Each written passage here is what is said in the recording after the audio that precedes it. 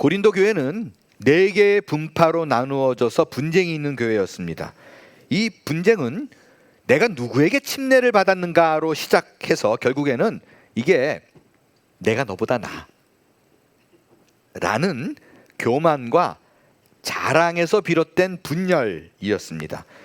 4개의 분파가 나눠지게 된 것도 내가 따르는 지도자가 봐라 너희보다 낫다라는 것을 자꾸 증명하는 데서 비롯됐고, 또한 당시에 이때의 지배적이었던 헬라 사상, 지혜와 사고, 그러니까 세상의 지혜라고 성경은 얘기하죠. 내가 이만큼 많이 알아, 내가 이만큼 많이 배웠어 라는 걸 자꾸 자랑하는 거예요. 심지어 하다 나중에 저희가 이제 구체적으로 다루겠지만 이들이 이 교회가 영적인 은사, 스피리추얼 기프트를 굉장히 많이 받았어요. 그러니까 방언, 통변, 초자연적인 기적 행함, 예언, 이런 것들을 많이 받았는데 이 받은 것이 교회의 유익을 위해 쓰여지는 것이 아니라 이 받은 거를 자랑합니다. 영적인 우월감이 된 거예요. 너보다 나아, 계속 이거예요. 그렇기 때문에 바울이 본문에서 말하는 핵심 내용은 너희가 기독교의 본질을 제대로 이해하고 있다면 지금 말하는 것이 얼마나 어리석은지를 알아야 된다. 결코 너희들이 자랑할 수 없는 것이다, 그 어떤 것도. 이게 핵심이에요. 바울은 이에 대해서 어떤 것을 신뢰로 드는가 하면 26절에 너희를 부르심을 보라 라고 얘기를 해요. 제가 오늘 이 너희를 부르심을 보라가 설교 제목인데 어떻게 영어로 번역할까? Consider your calling, 이게 좀 부드럽고 make sense하게 느껴지는데 Look at your calling으로 번역을 했어요. 왜냐하면 왠지 이런 거잖아요. 이렇게 Consider your calling 그러면 고려해야 될 상황들, 그러니까 이렇게 눈에 드러나는 걸 보고 판단을 하고 상황을 비교해서 아하 이렇게 결정이 내어지는 거라면 Look at your calling은 그냥 직관적인 거예요. 무슨 말이냐? 보면 아는 거예요. 설명이 필요 없어요. 근데 원어를 보니까 헬라어에는요 Look at your calling이 훨씬 가깝습니다. 이게 직역이에요. 이게 무슨 말이냐면요, 이 Consider your calling, Look at your calling을 비교했을 때 바울은 너희를 부르심을 보라, 이게 뭐냐면 야 너희가 자꾸 자랑해? 뭐 깊게 생각할 것도 없다, 컨시더 할 필요도 없다, 보면 그냥 알 수 있잖아. 왜 얼마나 자랑할 만한 근거가 너희에게 없다라는 것을, 이거예요. 그 첫 번째로 제시하는 게 너희가 자랑할 수 없는 이유, 십자가입니다. 여러분, 기독교의 가장 대표적인 상징 십자가예요. 십자가는요 예수님, 하나님의 아들이 우리의 죄를 대신 지고 돌아가셨다. 내가 당해야 될 것을 그분이 당했다. 그래서 내가 의인이 되어 깨끗해졌다. 나에 대한, 내 죄에 대한 대속의 죽음을 상징하는 게 십자가예요. 근데 여전히 이 십자가처럼 또 우리에게 오해가 되는 요소가 없습니다. 십자가는 나의 무능력과 불가능함을 상징합니다. 네가 안 돼서 예수님이 진 거예요. 근데 아이러니하게 교회 안에서 얘기들을 쭉 나누다 보면 어떤 일이 벌어지느냐면 이 십자가조차도 내가 다른 사람보다 우월하는 것을 증명하는 데 사용됩니다. 무슨 말이냐? 십자가는 하나님의 사랑을 대표적으로 보여줘요. 하나님이 나를 얼마나 사랑하느냐? 자기의 목숨보다 사랑한다. 그래서 죽었다. 이건 100번을 강조해도 부족함이 없어요. 근데 하나님이 나를 사랑해서 목숨까지 바치도록 사랑했다라는 것이 고린도 교회 안에서 시간이 지나면서 점점 어떻게 전환이 되는가? 하나님이 나를 위해서 죽었어, 내가 그 정도로 가치 있어까지는 괜찮은데 그만큼 나는 니들과 달라, 나는 그 정도의 인물이야 라고 얘기를 하고 있는 거예요. 내가 너희보다 나아, 내가 너희보다 확실하게 난 점들이 많어. 그것 때문에 하나님이 나를 사랑하는 거야, 죽을 만큼. 왜 이렇게 말을 하는가? 고린도 교회에서. 여러분, 이게 헬라적 사고예요. 이 헬라적 사고는 인과율, 늘 계속 말씀드리죠. 원인이 있어야 결과가 있다. 커저리티. 이 법칙에 근거해요. 그러니까 헬라적 사고는 뭐냐면요, 인과율이라는 건 어떤 뭐가 발생했어요, 결과가 나왔어요. 그러면 이게 가만둬서나 저절로 생긴 게 아니에요. 반드시 캐고 해서 원인이 무언가를 찾아야 이들이 만족해요. 그래서 이런 결과가 나온 건 반드시 이런 원인에 근거해서 이런 게 나왔다라고 말하는 게 헬라적 사고예요. 근데 십자가는 이거랑 완전히 대치가 돼요. 결과가 안 나와요. 십자가는 계속 뭐라냐면요, 하나님이 너를 위해 죽었어. 근데 그 근거가 너에게 없다는 거예요. 이게 말이 안 되잖아요. 하나님이 죽었어. 왜? 네가 이렇게 너무 예쁜 짓을 많이 해서 죽을 수밖에 없을 만큼 사랑했어. 이거야 헬라적 사고가 맞는데, 하나님이 너를 위해 죽었어. 왜? 네가 죄인이거든, 나쁜 놈이거든. It doesn't make sense. 이게 자꾸 앞뒤가 안 맞는 거예요. 그러니까 헬라적 사고를 가진 사람, 품위가 있고 지적이고 고상한 사람들은요, 요거를 살짝 비틀어요. 이게 안 먹히니까. 어떻게 비트느냐? 그 많은 죄인 중에서 나는 달라. 나는 다르기 때문에 나에게 사랑할 만한 근거가 있으니까 하나님이 나를 사랑하는 거야. 너희들보다 다른 게 어떻게 다른 줄 알아? 봐봐, 나는 은사가 있어. 이 자랑이 되는 거예요. 스피리추얼 기프트, 영적인 은사. 너 있어? 너 없지? 난 있어. 왜? 나는 하나님이 더 사랑해. 나는 이런 은사까지 있는 걸 보면 너보다는 내가 나은 거야. 이 하나님께 받은 은사가 비교의 대상이 되고 너보다 우월함을 증명하는데 자꾸 사용하는 거예요. 너 있어? 없어. 나 있어. 날 더 사랑해. 이게 헬라적 사고를 만족해 하는 거예요. 이에 대해서 바울이 하는 말이, 너희가 진짜 십자가를 오해한다. 이게 18절이에요. 이 십자가의 도, 하나님의 지혜, 이거는 헬라적 사고, 너희들이 똑똑하다고 말하는 사람들이 보면 말도 안 되기 때문에 미련한 거야. 논리적으로 말이 안 되거든. 그래서 하나님의 지혜는 너희가 생각하는 그 헬라의 사고, 그 지혜와 총명을 깨부수는 거야. 너희 이성으로는 절대로 이해할 수 없는 세계가 있어. 그게 하나님의 세계야. 이게 바울의 논지예요. 여러분, 그 십자가는요, 내가 하나님께 무엇을 해거나 아니면 내가 무슨 특별한 능력이 있는 것으로 인해서 하나님이 돌아가신 게 아니에요. 특별히 그 구원은요, 애석하게도 나는 구원받고 싶어, 난 진짜 구원받고 싶어라고 그 열정이 있는 사람이라고 해서 하나님이 기특하다고 구원하는 것도 아니라고 얘기합니다. 이 말은 뭐냐면요, 구원은 우리가 이해할 수 없는 세계라는 걸 인정해야지 답이 있다는 거예요. 구원은 절대적인 하나님의 주권이에요. 그가 가진 거예요. 이거 지금 쉽게 얘기할게요. 구원은 하나님 맘대로예요. 왜 그런가? 몰라요. 이게 인정이 안 되는 사람들이 헬라적 사고를 가진 사람이에요. 이게 말이 되는가? 이 바울이 십자가를 전하면 이들이 은혜를 받는 게 아니라 어떤 반응이 일어나는가? 거리낌이 일어나요. 십자가를 전했더니 감동이 아니라 유대인들이, 이거 좀 말 안 했으면 좋겠는데, 이방인, 그 헬라적 사고를 가진 사람들은 이거 미련해. 이런 일이 바로 벌어지는 거예요. 유대인에게 이 꺼리낀다라고 그러잖아요. 이 꺼리낀다라는 헬라어 단어가 스칸달론이라는 단어인데, 이게 굉장히 유명한 단어입니다. 여러분이 들으면 쉽게 알 수 있는 단어예요. 어디에 우리가 주로 쓰였냐면요, 실족해 한다는 말 있죠. 형제를 실족해 하는 일, 요때 쓰인 단어가 스칸달론이에요.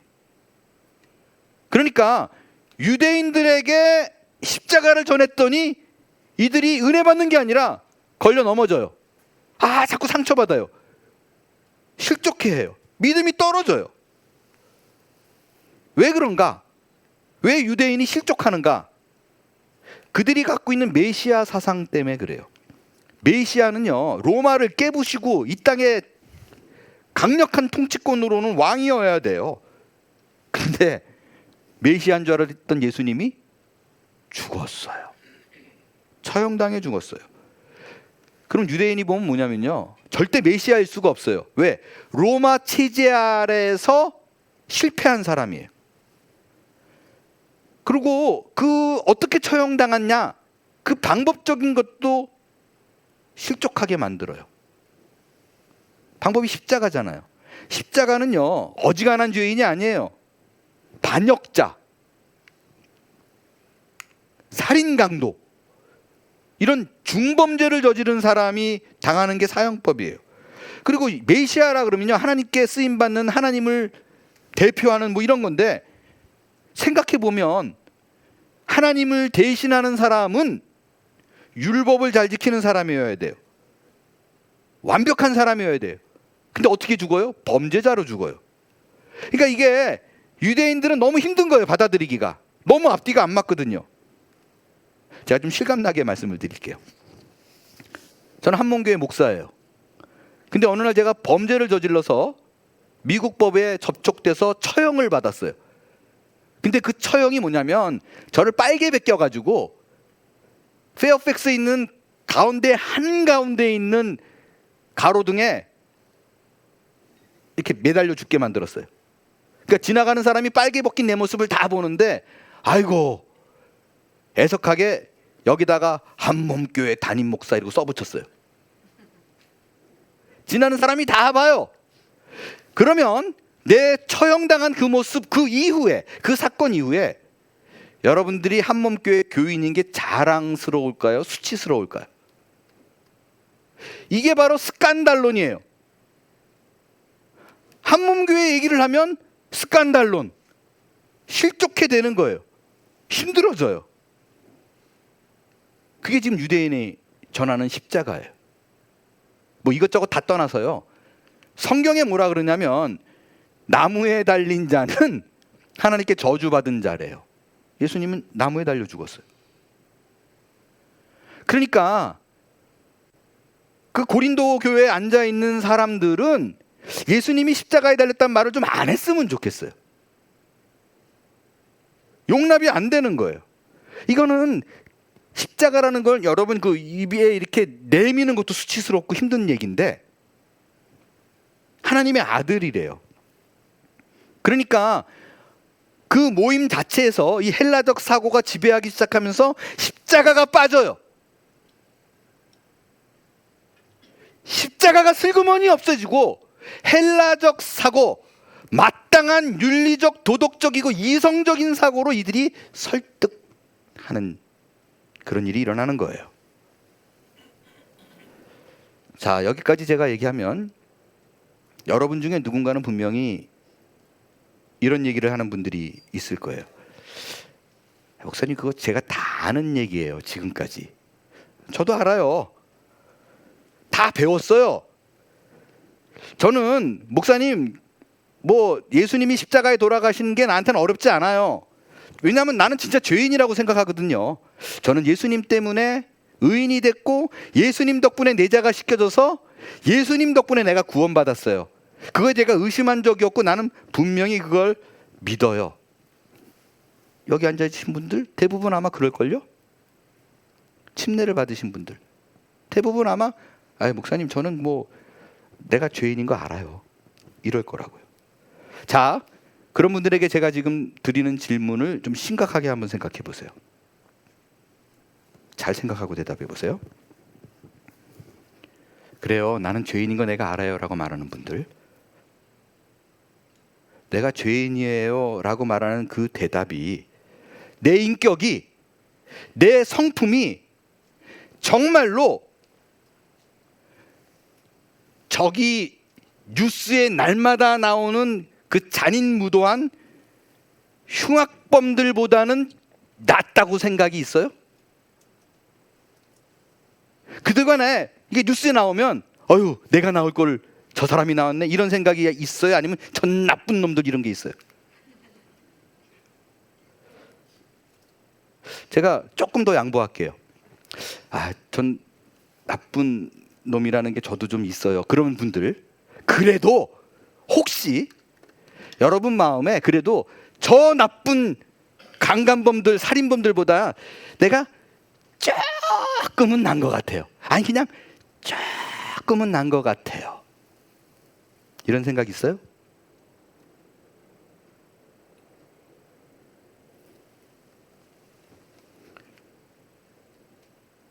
저는 그렇게 생각하지 않습니다. 제가 오히려 감사한 거는 제가 그들보다 좋은 환경 속에 있다라는 것이 감사해요. 만일 제가 어려서부터 저들처럼 그 흉악한 범죄 환경 속에서 자라났다면, 화나면 때리고 배고프면 뺏고 욕하고 이런 것이 당연한 듯 한 환경 속에서 자라났다면 과연 내가 저들과 다를까요? 아마 크게 다르지 않을 것 같습니다. 배움이 부족해서 그렇다라고요? 교육하면 달라질 거라고요? 과연 현실의 배고픔이 도덕성을 이길 수 있을까요? 우리 아이들이 배고파가지고 바짝바짝 말라가는데 오늘 하루 빵을 먹이지 않으면 죽을 것 같은데 내가 나가서 안 훔쳐올까요? 이렇게 극단적이진 않지만 이걸 잘 보여준 사회 실험이 있었어요. 1973년에 존 달리와 데니얼 베슨이 시행한 선한 사마리아인 실험이에요. 이 실험은요, 프린스턴에서 공부하고 있는 신학생들을 대상으로 한 거예요. 이 신학생들에게 앞으로 목사가 될 사람들이죠. 과제를 줍니다. 선한 사마리아인이라는 주제로 설교 한 편을 작성해라. 그런데 이 설교의 성공 여부에 따라서 본문이 어떻게 무엇을 말하는가, 이것을 얼마나 실천할 수 있는가, 이거를 잘 전달하느냐 그렇지 못하느냐에 따라서 너희들의 졸업이 결정된다. 실패하면 졸업 못하는 거예요 라고 얘기를 했어요. 이 실험은 뭐냐면요, 내가 가진 시간과 선한 행동의 상관관계예요. 이 실험의 내용은 뭐냐면 구체적으로요,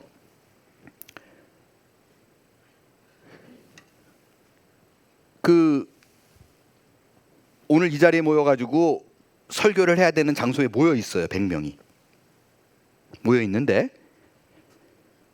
갑자기 교수가 오더니 여러분들 정말 미안합니다. 장소가 바뀌었습니다. 여기서 30분 정도 떨어진 건물 B 건물로 이동해서 설교를 해 주십시오 라고 얘기를 해요. 그런데 실제적으로는요, 30분 떨어진 건물에 지금 가야 된다라고 말을 했지만 이 안에 세 그룹이 나눠져 있었어요. 실험에 참여한 사람들 세 그룹. 근데 이들은 몰라요, 그룹이 나눠져 있는 걸. 첫 번째 그룹은 30분 안에 저희에게 도착해야 됩니다라고 말했는데 시간이 25분밖에 안 남았어요. 거리는 30분인데. 그럼 막 뛰어가야 될 거 아니에요? 난리치면서. 시간이 없어요. 문도 못 들어가게 생겼어요. 두 번째 그룹, 지금 딱 일어나서 바로 출발하면 정확히 도착할 수 있어요. 세 번째 그룹, 30분 거리인데 2시간 여유가 있어요. 이럴 때 이들이 가는 도중에 연기자 한 명을 심어놓습니다. 어떤 연기자가 있냐면 가는 길목에, 다른 건물을 가는 길목에 벤치에 누군가 쓰러져 있어요. 근데 얼굴이 창백하고 엄청 기침을 하고 배를 움켜쥐면서 신음소리를 내고 있어요. 이럴 때 이 세 그룹 중에서 과연 이 사람을, 이 어려운 처지에 놓여 있는 사람을 도와주는 사람은 누구인가? 라는 게 실험이었어요. 결과가 어떻게 나왔을까요? 다 여러분 예상한 그대로예요. 지금 막 뛰어가가지고 들어가야 되는 사람 중에서는 10%만 이 사람을 도왔어요. 그러니까 100명이면 90명은 그냥 막 뛰어간 거예요. 딱 맞는 사람 45%, 널널한 사람 63%가 도왔어요. 이게 무슨 얘기냐면요, 이 실험은 내 도덕성이, 내가 갖고 있는 신념, 이것이 친사회적 행동, 누군가를 돕는 것에 대해서 그닥 큰 영향을 주지 않는다. 오히려 개인의 성품이나 신념보다는 주어진 상황이 어떠한가에 따라서 내가 누군가 돕는 행동이 나온다라는 결론이에요. 여러분, 흥미롭게도요, 이들이 뛰어가서 해야 될 설교의 제목이 뭐예요? 선한 사마리아인이에요. 이들은 지식적으로 부족하지 않아요. 어려운 사람을 도와야 된다는 걸. 누군가에게 전파하고 어려운 사람이 있으면 마땅히 도와야 됩니다, 그것이 하나님의 사랑입니다라고 말해야 될 사람임에도 불구하고 내게 주어진 상황이 내게 엄청난 불이익을 준다면, 졸업을 못하게 되는 상황이라면 대부분은 그냥 지나친다는 거.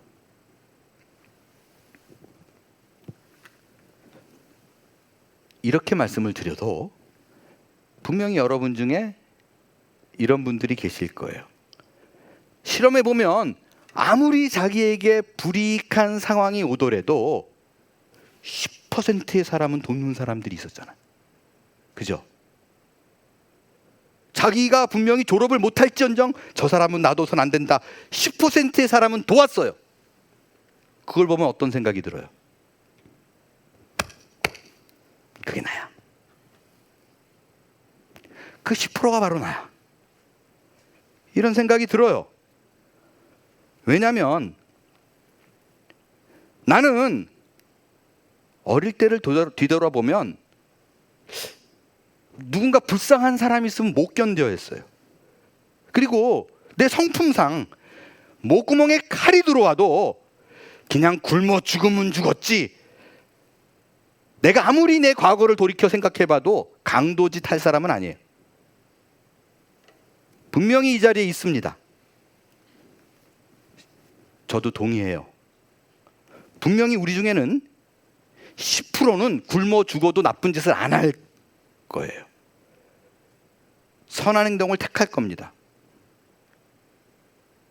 그런데 여러분, 그것마저도 실제적으로는요, 그게 DNA 때문일 확률이 높습니다. 그러니까 선천적으로 태생이 남이 어려운 거를 못 봐요. 왜 그런 사람들 분명히 있잖아요. 어려서부터 자기는 점심 못 먹어도 누가 배고프다 그러면 자기 빵 주고, 시켜서 그런 게 아니에요. 그냥 생긴 게 그래요. 태생이 남보다 온유한 거예요. 남보다 화를 덜 내는 사람들이 있어요. 아니, 쉽게 화 자체를 안 내는 사람들이 있어요. 어떤 사람은요, 작은 일에도 죽을 만큼 참아야 되는 에너지를 써야 되는 사람이 있는 반면에, 어떤 사람은 죽을 만큼 자기를 괴롭히는 일을 당해도 뭐 그런가 보다 해요. 그까이 거 뭐 이러고 넘어가는 사람들이 있어요. 여러분, 우리는 이 태생적 성품이 온유한 사람을 보고 인격이 훌륭하다라고 얘기를 합니다. 하지만 실제적으로 보면요, 작은 일에 죽을 만큼 참아내는 사람이 훨씬 훌륭한 사람입니다. 안 되는데 그걸 버티고 있는 거예요. 근데 우리는 그가 얼마나 참아내는가를 보지 않고 결과로 판단합니다. 그러나 사실 그가 가진 그 온유함도 그가 잘나서 그런 게 아니에요. 성품이 그런 거예요. 태생이 그런 거예요. 여러분, 그렇기 때문에 우리는 그 어떤 것도 자랑할 것이 없습니다. 왜냐하면 그 모든 것은 내 의지와 노력과 상관없이 외부에서 일방적으로 내게 주어진 것이기 때문에 그렇습니다. 여러분, 그렇기 때문에 우리에게 십자가가 필요합니다. 그 십자가는 내가 의지와 노력으로 행한 것이 아니라 그것과 아무 상관없이 하나님이 주권에 의해서 우리에게 쏟아부어 주신 은혜이기 때문에 그래요.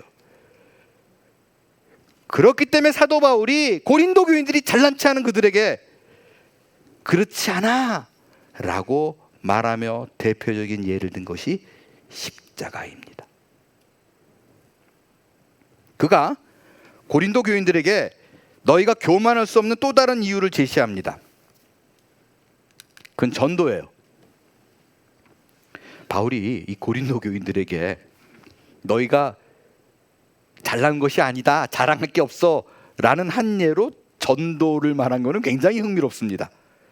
왜냐면요, 여러분 그 전도 많이 하는 사람들 보면 우리는 어떤 생각이 들어요? 보통 이 전도하는 사람들은요, 어지간한 신앙과 열정이 없으면 못해요. 전도하는 사람도 보면요, 밥보다 전도를 더 좋아하는 것 같아요. 그런 사람들을 우리는 지켜보면 어떤 생각이 드냐면, 야, 진짜 저 사람은 예수를 좋아하나 보다, 이런 생각이 들잖아요. 그래서 그 전도를 보통 교회의 사명으로 여기고 슬로건으로 건 교회들도 많이 있습니다. 그렇기 때문에 이 전도를 우리의 삶에 도입하기 위해서 어떤 프로그램을 도입하기도 하고요, 전략을 잘 세우기도 합니다. 그래서 그가 세운 전략이 기술적으로 전도에 어떻게 도움이 되는가를 강의하기도 해요. 저는 그게 뭐 잘못됐다라고 말하고 싶은 생각은 추호도 없어요. 오히려 어떻든지 간에 그런 방법을 통해서라도 불신자들이 한 번이라도 더 예수를 접하게 되고 교회에 나올 수 있는 창구가 된다면 추천할 일이죠.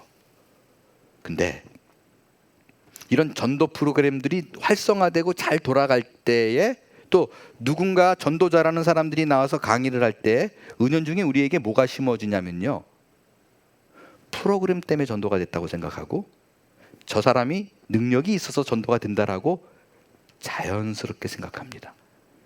이게 바로 기독교 신앙의 근본적인 이해의 오류를 계속 양산해내요. 왜냐하면 결코 그 방향이 옳은 게 아닌 이유가, 프로그램으로 전도가 되던 누군가 어떤 사람으로 인해서 전도하든 간에 그가 한 일이 아니고 프로그램이 한 일이 아니라고 얘기합니다. 성경에는 그건 하나님이 하시는 일이라고 얘기해요.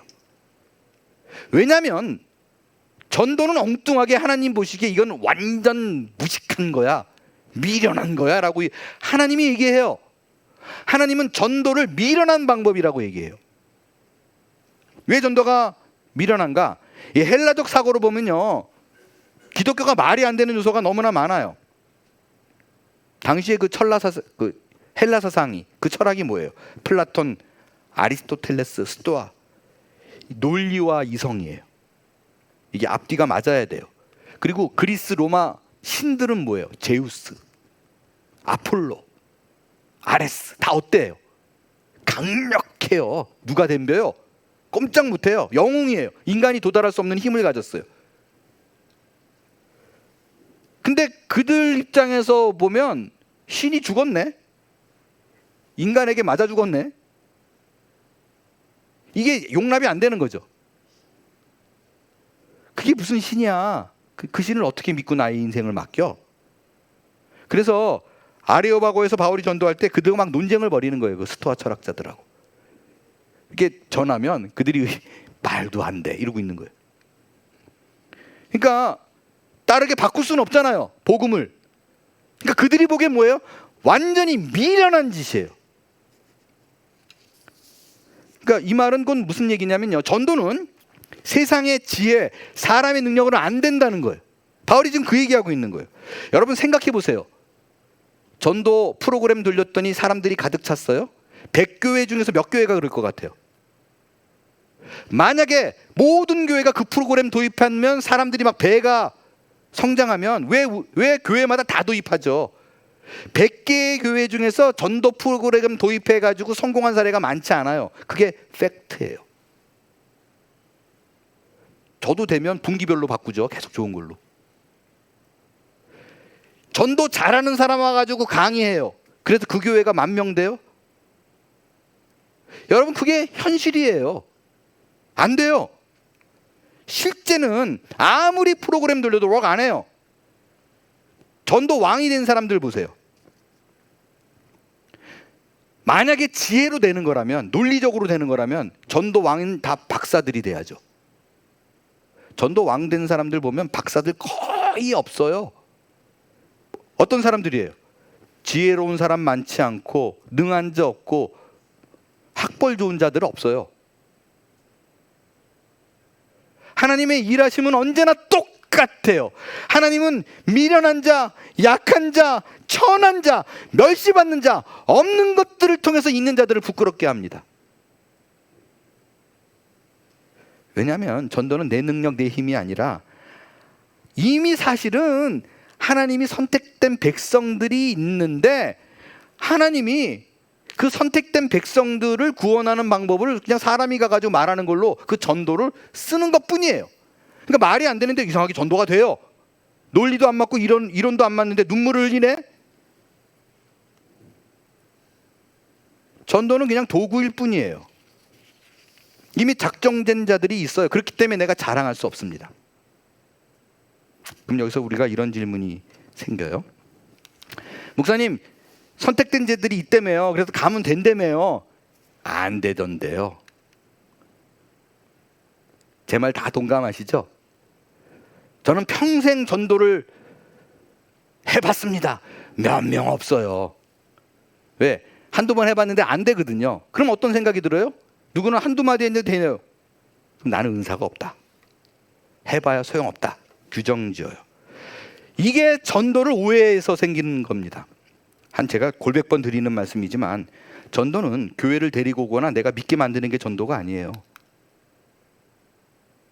전할전, 길도, 진리를 그냥 전하면 끝, 내일 끝. 내가 할 일은 다 한 거예요. 야, 예수 좋더라. 안 믿으면 뭐하냐? 돈 드냐? 믿으니까 좋던데. 끝. 그게 전도예요. 이건 뭐 은사가 뭐가 필요해요. 내가 좋은 거 말하는데. 여러분이 주목해서, 저 사람 전도 진짜 잘해. 어떤 사람이냐면, 제가 보기에는 진짜 이렇게 툭툭 말하면 전도 오는 사람들 있잖아요. 해오는 사람들. 이거는 거두는 은사가 있는 사람이에요. 여러분, 한 사람이 예수 믿고 교회에 나오기까지가 이게 간단하지 않습니다. 어려서부터 따져보면 누군가 그 사람에게 계속 한두 마디씩 복음을 전했어요.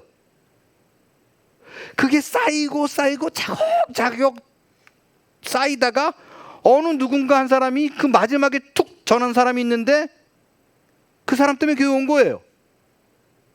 어떤 사건이 하나 터졌는데 갑자기 옛날에 막 나에게 교회에 오라는 사람이 생겼어요. 그 생각이 나요. 그래서 온 거예요. 그러니까 마지막에 교회를 데리고 온 사람이 일 다 한 것처럼 느껴지지만 아니에요. 사실은 앞에 누가 다 하고 그 사람이 그냥 거두는 일에 쓰임 받았을 뿐이에요. 우리는 그 데리고 온 그 사람을 보고 와 박수 쳐주지만, 실제 하나님은 내가 뒤에서 다 했어. 뒤에 엄청난 일이 있는 거예요. 굳이 비슷한 얘기를 들면, 제가 보니까 교회 훈련도 마찬가지예요. 교회 훈련, 이거 성경 공부 이번에 하시죠? 한 번 권해서 아멘 그러고 오는 사람 거의 없어요. 수도 없이 권해야 그때 비로소 움직입니다. 저에게 이런 얘기 하시는 분들이 꽤 많아요. 뭐 예를 들어서요, 세상적으로 이렇게 권세 있는 분, 힘 있는 분들, 불신자인데 딱 교회에 와요. 한두 번 이렇게 오기 시작해요. 그래서 제가 목자에게 혹은 전도하신 분에게, 또 와서 친해진 분들에게, 이분들 매주 교회 나오시는데 성경 공부 좀 하라고 권해보세요. 그러면 대부분 저에게 뭐라 그러냐면요, 그분 제가 말해서는 안 돼요. 그건 제 능력 밖의 일이에요. 목사님이 하셔야 됩니다. 그래야 오실 분이에요. 왜냐하면 그렇게 해서 성경 공부 들어오신 대부분의 분들이 뭐라고 얘기하냐면요, 아유, 어떻게 성경 공부를 다 하셨어요? 목사님이 하라고 그래서요. 대부분 이거거든요. 여러분, 이거는요 비하인드 스토리를 몰라서 하는 얘기예요. 제가 권하기 이전에 목자가 권하고, 친구가 권하고, 아내가 권하고, 남편이 권하고, 훈련 사역단장에 가서 권하고, 그 다음에 제가 마지막에 쫙 등장해서 말하니까 오는 거예요. 그분 면도수고. 이 앞에 가정이 없잖아요. 그래서 제가 처음에 말한 사람이면요, 저도 거의 90% 이상 실패해요. 퇴짜 맞습니다. 근데 제가 다른 분하고 다른 점은요, 다른 분은 한두 번 얘기하다 노하면 자존심 상해서 말 안 하는데, 저는 퇴짜 당하는 것이 당연하거니 그러고 그냥 계속 들이밀어요. 이게 제가 능력이 뛰어나서 되는 것이 아니에요. 미련하게 두드리니까 열린 거예요. 이 말을 바울이 뭐라 그러냐면요, 고린도전서 3장에 보면 심는 사람이 따로 있고 물을 주는 사람이 따로 있대요. 근데 그 믿음이 자라게 하시는 거는 니네들이 하는 거 아니야, 하나님이 하는 일이야. 여러분, 명확히 우리가 알아야 되는 건요, 그 누군가 예수를 믿는 사람 한 사람이 생기는 거는 물 주는 이 때문도 아니고 심는 사람 때문도 아니라는 거예요. 믿게 하는 거는 전적으로 하나님 그분이 하시는 일이에요. 여기서 중요한 게 있어요. 우리 마지막으로 8절을 한번 같이 읽겠어요. 8절 같이 읽습니다. 시작. 심는 이와 물 주는 이는 한 가지나 각각 자기가 일한 대로 자기의 상을 받으리라. 야, 이거 기가 막힌 얘기예요. 누구는 계속 전하는데 안 되고, 누구는 뭐 한 번 하니까 되고. 근데 하나님 보기에는요, 전도한 사람에게 상이 돌아가는 게 아니다. 내가 보기엔 똑같아. 한 가지래요. 물 주는 이나 심는 이나 똑같대요. 왜? 어차피 결론적으로는 하나님이 하시는 거니까. 그러니까 난 한두 번 하고 안 돼, 은사 없어라고 하지 말라는 거예요. 네가 필요하다는 거예요. 누군가 때려줘야 돼요, 계속해서. 그래서 하나님이 천국에 오면 상급이 똑같다라고 얘기해요. 거두는 은사 있는 사람이나 때렸던 사람이나. 그냥 네 역할 하면 돼, 이거예요. 아, 나는 계속해서 두드리고 실패받는 역할이구나. 그 역할 하면 되는 거예요. 여러분, 지금 바울이 고린도 교인들에게 이 말을 왜 하는가? 너희가 지금 현재 믿는 거는 너희가 만들어낸 게 아니라는 거예요. 믿음은 너희가 노력하고 결단해서 짜낸 것이 아니라 하나님이 우리에게 일방적으로 주신 거예요. 베푸신 거예요. 왜 하나님이 일방적으로 베푸는가? 이는 아무 육체도 하나님 앞에서 자랑하지 못하게 하려 하심이라. 이게 이유입니다. 여러분, 한번 돌이켜 보세요. 여러분이 오늘 이 자리에 오기까지 정말 많은 일들이 있었어요. 많은 사람들이 동원됐고, 많은 사람들이 여러분 하나 놓고 눈물과 기도했어요. 그걸 알고 깨달은다면 내가 뭐 좀 낫다고 해서 자랑할 게 없어요. 눈 감으면 그분들이 보여야 돼요. 그걸 깨달은 사람은 감사밖에 없고 하나님의 은혜에 이 앞에 겸손해질 수밖에 없습니다. 이제 여러분이 가야 될 길이 있습니다. 주께서 허락하신 길이에요. 그 거룩을 향해서 여러분의 마음과 시선을 모으기를 바랍니다. 나를 부르신 이께서 나를 부르셨으니 주께서 나에게 당신의 뜻을 이루소서. 이 고백이 있을 때 여러분의 남은 인생이 지금보다 훨씬 더 가치 있고 복된 인생으로 거듭나게 될 줄로 믿습니다. 우리 일어나 찬양하겠어요.